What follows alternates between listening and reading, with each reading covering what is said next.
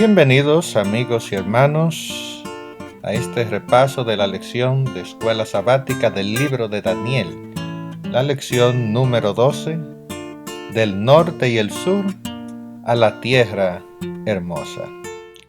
El libro de Daniel, en especial el capítulo 11, es uno de los capítulos de todo el libro más enigmáticos.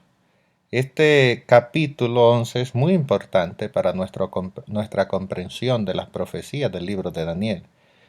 Este capítulo nos muestra que Dios está consciente y al tanto de lo que sucede con el ser humano y también con los acontecimientos proféticos. Aunque todos pecamos y estamos destituidos de la gloria de Dios, según Romanos 3:23, el pecado es siempre cometido contra alguien, ya sea nuestro prójimo o Dios. El pecado nos lleva al orgullo y el orgullo nos lleva al pecado. En cualquiera de los casos, esto se manifiesta en contra de la persona de Dios. Dios siempre está cerca de los que le buscan. En el capítulo 11 nos muestra que Dios tiene el control de los acontecimientos. Aunque Dios no controla el libre albedrío de la humanidad, sí Dios tiene el control de los acontecimientos proféticos. En el libro de Daniel podemos ver que Dios tiene el control a pesar de la hostilidad humana. Dios abre el capítulo de la salvación y Dios es quien lo cierra también.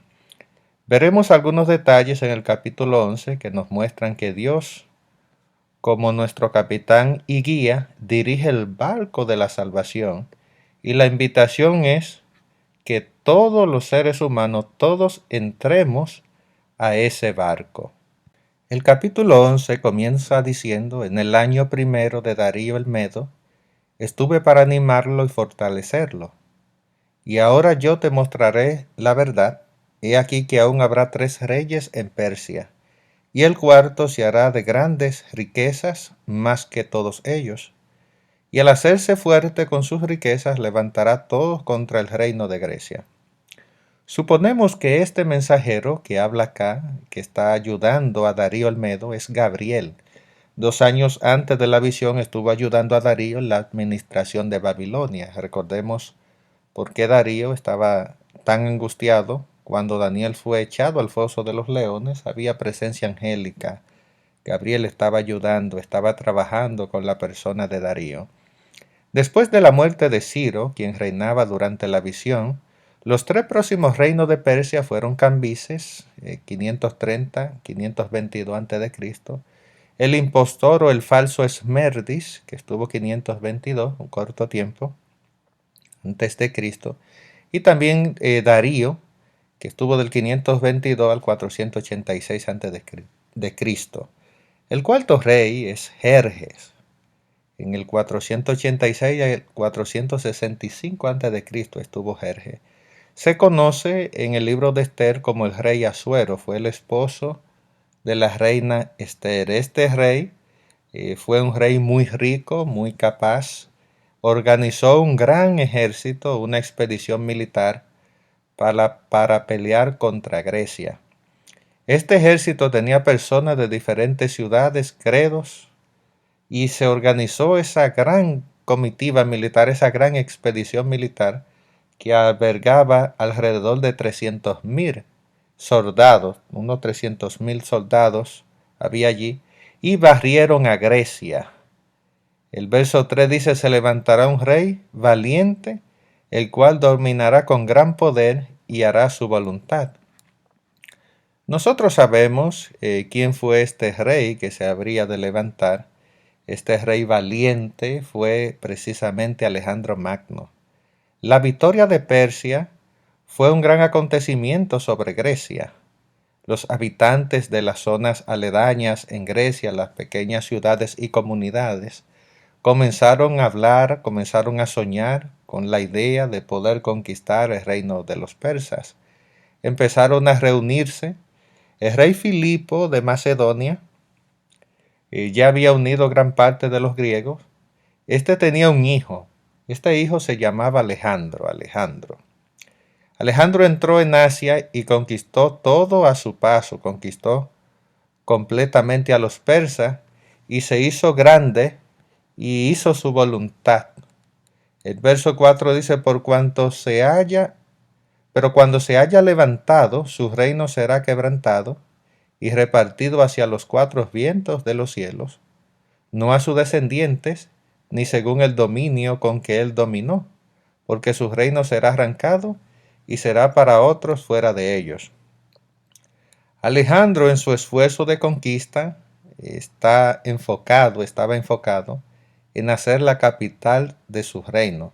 Históricamente conocemos que ese lugar que Alejandro decidió o ese lugar que Alejandro vio o consideró para formar su reino fue Babilonia, la antigua Babilonia, la antigua ciudad.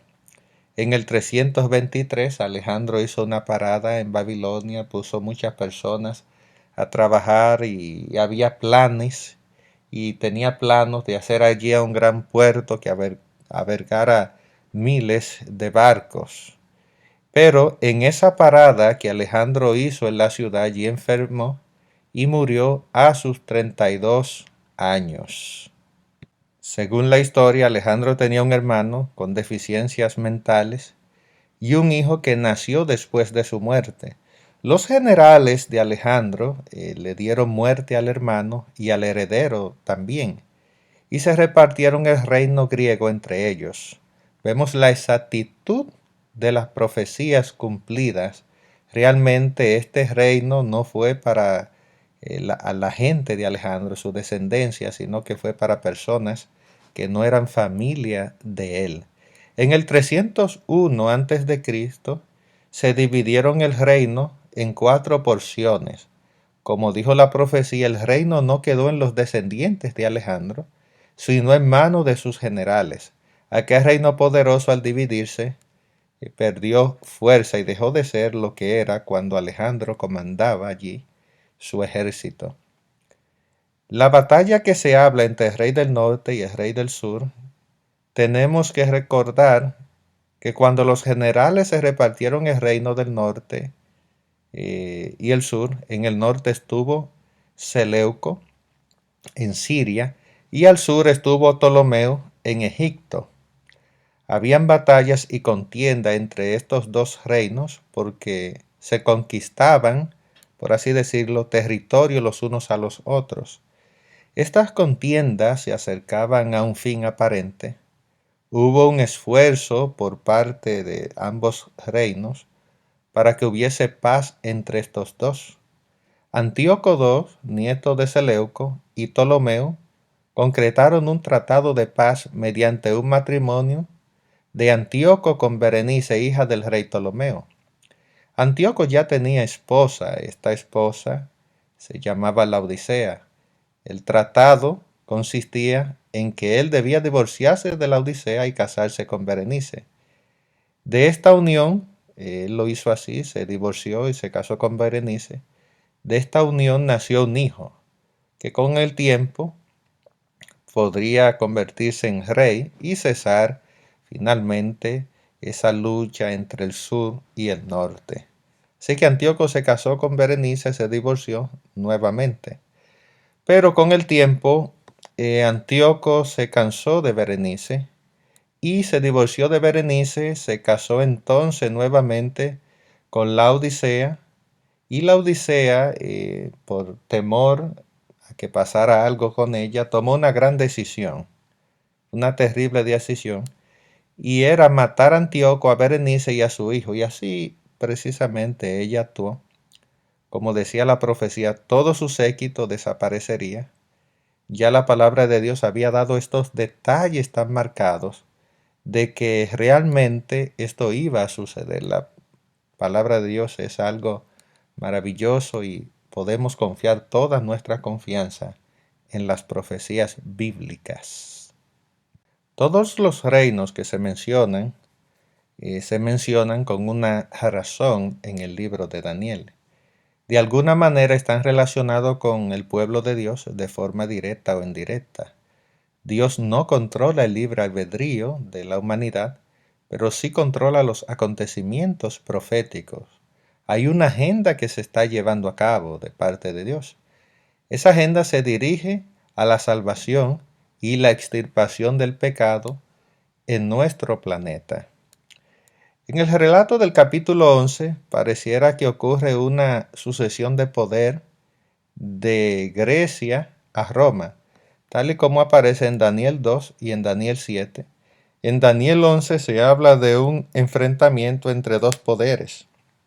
Este poder que aparece en escena no tendría rival. Nos dice que estaría en la tierra gloriosa, que iba a caer ante su poder. Históricamente sabemos que Roma conquistó los territorios de los generales de Alejandro y también conquistó la tierra gloriosa, o sea, el antiguo Israel. El verso 20 nos habla de un cobrador de impuestos, que sin duda Roma, sabemos que impuso un impuesto a todos los reinos conquistados. En los días de este poder llegaría el Mesías. Jesús nació durante el reinado de Tiberio César.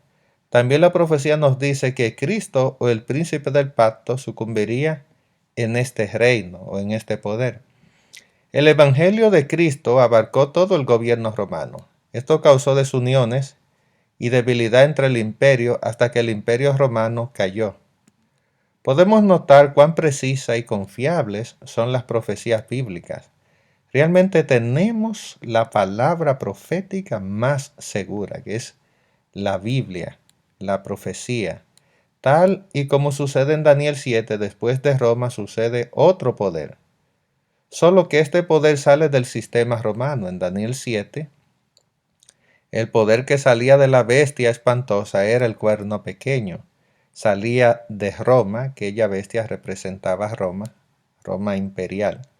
En Daniel 11 también nos habla de un cambio de poder. En el verso 29 del capítulo 11 nos dice que este poder no será igual que al principio. Este poder parece actuar como el cuerno pequeño. El verso 30 dice que éste se enoja contra el pacto santo. El verso 31 dice exhibe su fuerza, profana el santuario y quitará el continuo sacrificio. Coloca la abominación desoladora en un ataque al templo de Dios. El verso 35 dice que este poder persigue al pueblo de Dios. El verso 36 nos dice que hará su voluntad y se engrandecerá contra Dios. Vemos la similitud con el cuerno pequeño, quita el continuo sacrificio. Vemos los actos de rebelión y apostasía del cuerno pequeño. Piensa en cambiar los tiempos y la ley y se sienta en el templo de Dios. El cuerno pequeño también habla grandes cosas, incluso contra la persona de Dios. El rey que se saltaría por encima de todos los dioses, según el verso 36, no es otro que el poder papado medieval. Ningún papa hizo cosa semejante, pero cuando los papas reclamaron el derecho de muerte a la gente que Dios amaba y cambiar la eterna ley de Dios escrita por el dedo de Dios en Monte Sinaí, de esta manera se honraron y se atribuyeron como Dios.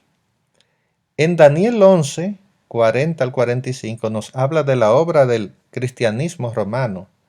Su obra más grave ha sido el oscurecimiento de la obra de Cristo en el santuario celestial. En Daniel 7, el poder romano aparece representado por un cuerno pequeño que surge de la cabeza de la bestia espantosa. Este poder se menciona en contexto con el juicio que tendrá lugar antes de la venida de Cristo. El fin del cuerno pequeño es que es destrozado y arrojado al fuego. El rey del norte simboliza la dinastía Seleucida, que nos señala Roma pagana y luego Roma papal. Este representa una usurpación del Dios verdadero. El rey del norte será castigado como ocurrió con el animal que llevaba el cuerno pequeño en Daniel 7. Este llegará a su fin y nadie vendrá en su ayuda. El rey del norte y el cuerno pequeño representan la misma persona.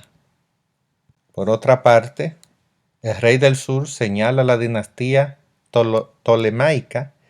Este, según muchos, se refiere al ateísmo. Pronto el impostor, el rey del norte, será destruido y vendrá el verdadero rey del norte, Cristo Jesús, e implantará un reino que nunca pasará. Dios te llama a que arregles tus cuentas con Él. Ven y estemos a cuenta, dice el Señor. Si tus pecados fueren rojos como el carmesí, el Señor lo va a hacer como blanca nieve. Jesús te invita a ser parte de su reino y de la verdad de su evangelio. El fin se acerca. Prepárate, amigo y hermano. Recuerda que el poder y el reino pertenecen al Cordero y a su pueblo. Dios desea que tú seas parte de este nuevo reino.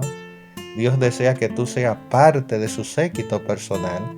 El rey del norte, el verdadero rey del norte, implantará su reino y nunca más será removido.